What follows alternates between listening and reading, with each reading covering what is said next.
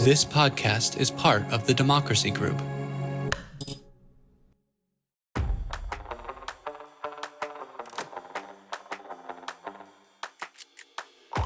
I mean, I could see the risks for Republicans either way. You nominate Trump and you have all of his baggage, or you don't nominate Trump and then you sort of make an enemy of Trump in a general election setting, whether he's running as a third party candidate or not. So it's a tricky dance here, I think. Welcome to Politics is Everything, the podcast of the Center for Politics at the University of Virginia. I'm Kara Ong Whaley. And I'm Kyle Kondik. In this episode, we're going to talk about the Republican primary field, even though we're still about a year away from actual voting. Former President Donald Trump is one of only 5 candidates, and he was the first to officially announce a bid for the nomination. Kyle, I wonder if you can start by talking about how his candidacy is unprecedented in modern times. Yeah, we just don't have any, real recent experience of a former defeated president, someone who's already been in the office, seeking the nomination again. I mean, you could go back to Grover Cleveland lost and then came back, and Teddy Roosevelt tried to come back in 1912, and that led to the split in the Republican Party and the Bull Moose candidacy. But if you just sort of look at the modern history of presidential nominations, which I think really starts after the 1968 nomination process, in which the Democrats kind of changed their primary process. The Republicans did too, that basically empowered the voters a little bit more. You have had, defeated presidents in that time, but none of them actively sought the presidency again. Carter didn't, Gerald Ford didn't, George H.W. Bush did not. But here you have Trump, doing it again. And so he's not as strong as he was in 2020 when he was the incumbent running and basically boxed out all the opposition and won, huge landslides, didn't really have any primary trouble in any individual state. So, Trump's not as strong as he was back then, but he does still command, somewhere in the 40s or even the 50s in national polls. And so he's an imposing figure, but maybe not an unbeatable figure. But again, it's not like we can look at a race from the 80s or 90s or something that gives us some historical comparison here. I think that Trump coming back like this really it's basically unprecedented in modern times. So, Kyle, you noted that political scientist Seth Maskett has identified 14 potential Republican candidates. Only 2 you would consider prominent national politicians, Trump and Nikki Haley. 3 others have announced bids. Recently, former Governor Larry Hogan went on CBS with Center Scholars Margaret Brennan and Bob Costa to announce that he wasn't going to run, and specifically noting that he was not going to be joining the field so that other candidates who might oppose Trump would have more airtime. Senator Cruz has also announced that he is not going to run. How common, how unique is it for candidates to announce that they aren't going to run and to give reasons like this? I feel like this often will happen sort of at the start of the presidential cycle, which is usually the odd numbered year before the primary season starts. You have certain candidates, making their intentions known. I feel like a lot of candidates will get in the winter or the spring.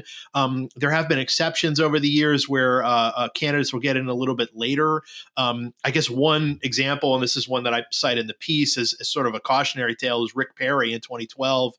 He entered the day, or basically made it known he was entering the day of the old Iowa straw poll, which I actually attended way back in 2011, which used to be this sort of kind of big cattle call event in Ames, Iowa, on the campus of Iowa State. There was, they did this straw poll that actually that year Michelle Bachmann won, and Bachmann ended up being not really a factor at all when it came to the primary time. But Perry got in, shot to the top of the pack, and then kind of fell off pretty quickly over the course of his sort of rise and fall happened over the course of like 2 months, basically. But these days, you generally see candidates getting in a little bit earlier, or sort of making their intentions known a little bit earlier. I think particularly for someone who, and so many presidential candidates start out this way, those who don't really start with much name ID or much polling strength, they're probably incentivized to get in a little bit earlier so they can, start really raise money and sort of get out there.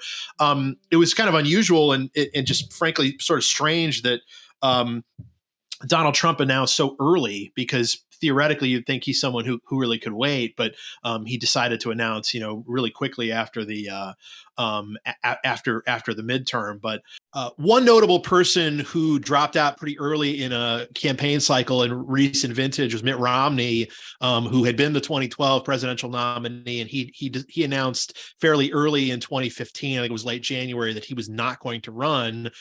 He later sort of expressed some regret about not running, given what ended up happening, Donald Trump becoming the nominee. Whether Romney would have beaten Trump is a whole different story. But Romney was someone who got sort of winnowed out very early in the 2016 cycle, and he made that early announcement. I think that was sort of one of the only major people that Jeb Bush, sort of the early presumed frontrunner, actually pushed out. And here we have a couple of potentially prominent candidates: Larry Hogan, former governor of Maryland, who's sort of an anti-Trump candidate, and then Senator Ted Cruz, who was an anti-Trump candidate in 2016. I don't think I'd really describe him that way now, deciding not to run. And then you've got several other candidates who are making sort of moves toward running, but are not officially announced. I'd say Ron DeSantis sort of leads that list. In the Real Clear Politics average of national polls, Trump and Florida Governor Ron DeSantis together get about 75% of the total support.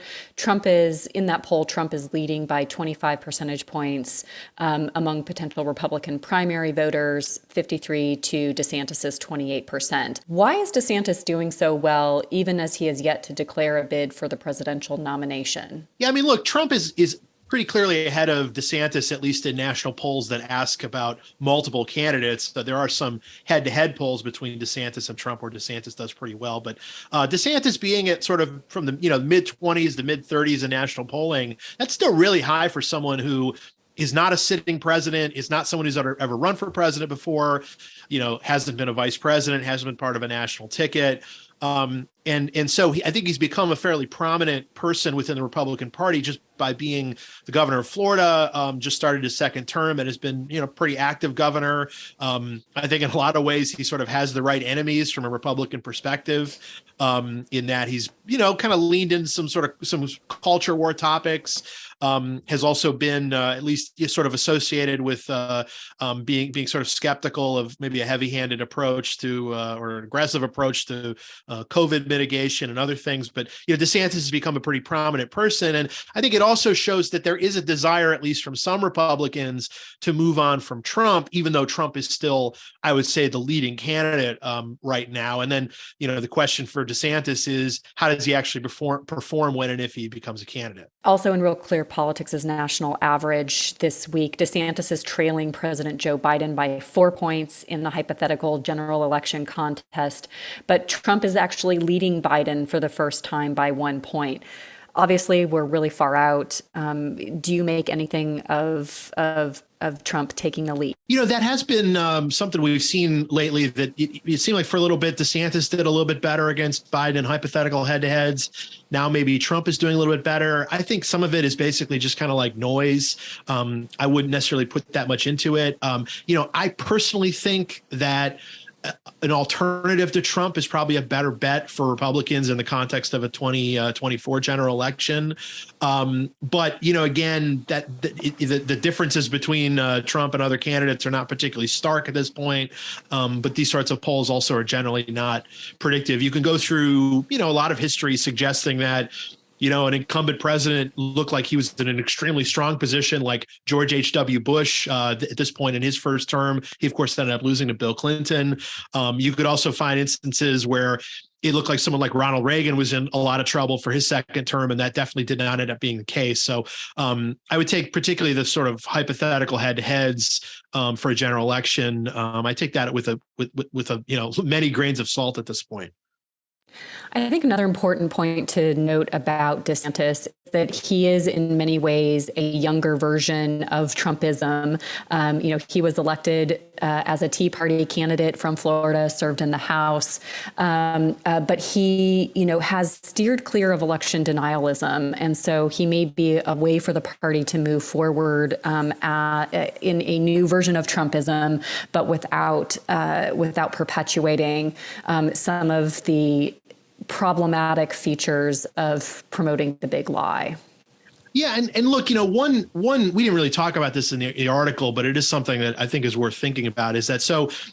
I think a lot of Republicans are worried about the downside of not nominating Trump and then Trump saying like, hey, don't support the Republican nominee, or I'm going to run as a third party candidate or whatnot, or whatnot. But, there's also a potentially positive upside in not nominating Trump, in that whoever ends up winning the nomination, if it's not Trump, will have by definition defeated Trump in the primary.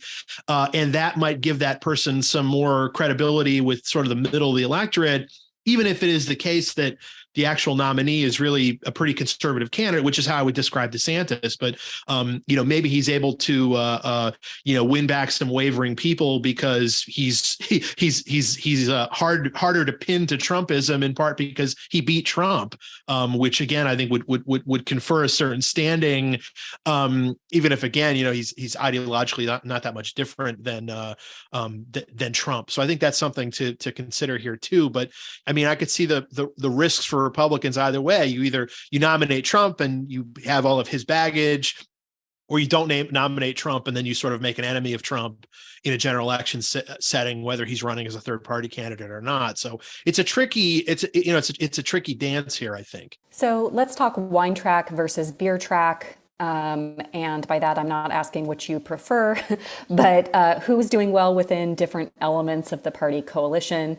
For the record, I'm probably on the wine track just because I have celiac disease and can no longer drink my favorite microbrews. Trump is doing stronger with the non-college group than the college group, and the college group is more divided than the non-college group, is what you pointed out this week. Can you talk a little bit more about who is doing well within the different elements of the party coalition? It's probably bourbon track for me, but that's a totally different story. And I don't know how that would. Oh, I miss bourbon so much. I don't know how that would translate to the overall dynamic here. But, so the wine track, beer track thing, I've always thought it was sort of a fascinating kind of shorthand for differences in party coalitions. And that sort of phraseology was coined by Ron Brownstein, longtime political journalist. He writes for CNN and the Atlantic, really sharp person. And he just had an article about this out a couple of days ago. But basically what it sort of means is that beer track is sort of basic in the context of what we're talking about a Republican primary. It's basically a shorthand way of saying people who don't have a 4-year college degree, and wine track is people who do have a 4-year college degree. And even in 2016, Trump was stronger basically on the beer track than the wine track.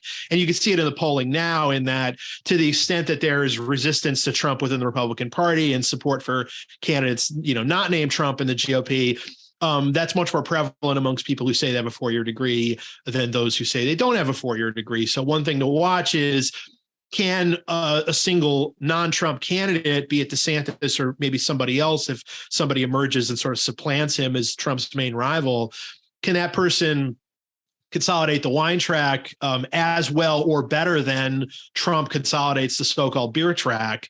That was, that's something that didn't happen in 2016, but it probably needs to happen in 2024 if anyone is going to defeat Trump. In terms of the makeup of the electorate, we're sort of relying on exit polls from 2016. And, obviously by the time we're at the time of the election, those polls are going to be 8 years old. And so they're sort of reflecting maybe a bygone electorate in some ways. But if you sort of look at the individual states that had exit polls, some places were a little bit more of the electorate didn't have a 4-year degree. In other places, a little bit more of the electorate did have a 4-year degree, but it kind of evens out to about 50-50. Exit polls do sometimes overstate the education level of electorates. And so it may be the case that the Republican primary electorate is a little bit more beer track than wine track. But this is something we're just going to have to watch and think about as we're sort of, as pollsters are looking at trying to figure out the composition of the likely electorate is, how much of a difference, or, what's the makeup of the electorate in terms of people who have 4-year degrees and who don't. Because that ultimately is going to determine, I think, a lot about what ends up happening in this race. I think also one of the challenges for pollsters is going to be, how much of the beer track of electorate can they get to, because they are becoming more and more hard to reach. Right. And also, one thing that some people point out, and this is true when you look at the polls, is that DeSantis basically has better name recognition among sort of the wine track crowd. And, maybe those folks are just paying more attention to politics and whatnot. And as DeSantis gets better known, Trump is someone who basically has 100% name ID. DeSantis has good name ID, but not like Trump does. Maybe as more people get to know DeSantis if and when he officially announces his campaign, that they'll become more comfortable with him. But, again, it's just something that I think I sort of want to see, because DeSantis is in this impressive early position, but we really don't know how he's going to perform as a national candidate on a national stage. It may be that he does great. It may be that he falls on his face. You can never know until you actually see it. But if he does enter and does really well, it may be that we basically already have our two main candidates here, and everything else is kind of just noise. So you also write this week about strength in a home state as a potential indicator of success for candidates. I wonder if you can talk about candidates who have previously done well in their own states and gone on or not to win the nomination for their party. And are there any potential candidates, declared or not, for 2024 that are doing well in polling numbers in their states? So I think the polling right now on the Republican side it shows a very much nationalized electorate, and that Trump and DeSantis are 1, 2 in some order, basically everywhere.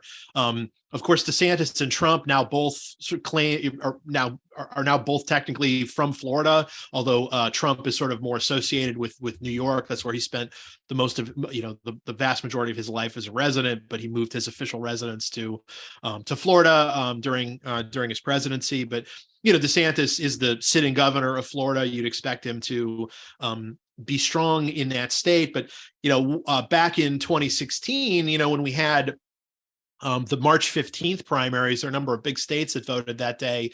John Kasich, the governor of Ohio, he won his home state over Trump. But Trump basically clobbered Marco Rubio, the sitting senator from Florida, which knocked Rubio out of the race. And so, that was a crucial race for Rubio to sort of see if he could stay in. And, he lost his home state, so he ended up falling out. Ted Cruz did win Texas himself, which gave him a little bit more of an opportunity to stay in. But, eventually Trump was able to dispatch both, Kasich and Cruz after dispatching Rubio earlier in the process. The polling is sort of striking in that when you do have home state candidates or potential candidates asked about in certain states, they still lag behind DeSantis and Trump. So, for instance, Nikki Haley, former governor of South Carolina, and Senator Tim Scott, who may or may not run, sitting senator from South Carolina, they run third and fourth behind Trump and DeSantis in some recent polls of South Carolina. Glenn Youngkin, the governor of Virginia, who's sometimes mentioned as a potential candidate, he lags pretty far behind Trump and DeSantis within Virginia, even though he's very much well liked by Republican voters in Virginia. But he's behind DeSantis and Trump. Chris Sununu, the governor of New Hampshire, he's also pretty well liked by Republicans in his state, but he lags behind DeSantis and Trump in his home state. So I think sort of the first objective for some of these candidates, if they do run, would be to sort of show that they're strong in their home states. And of course, New Hampshire and South Carolina stand out as being, early states in the primary process. But, just being able to do that certainly isn't going to guarantee you the nomination. And if you don't show strength at home, then it's a question of where are you going to show strength? And that's why, it's at this point, the numbers all point to this sort of DeSantis versus Trump collision. Again, maybe something happens to upset that, but that's how it looks for the time being. So I want to just quickly move on to a couple of other things that are happening in politics this week and get your take. This week, the Supreme Court may have dropped some hints that it's not going to render a decision in Moore versus Harper. That's the case where Republican legislators have argued that under an interpretation of the U.S. Constitution known as the independent state legislature theory, the state courts and the state constitution are powerless in matters relating to federal elections.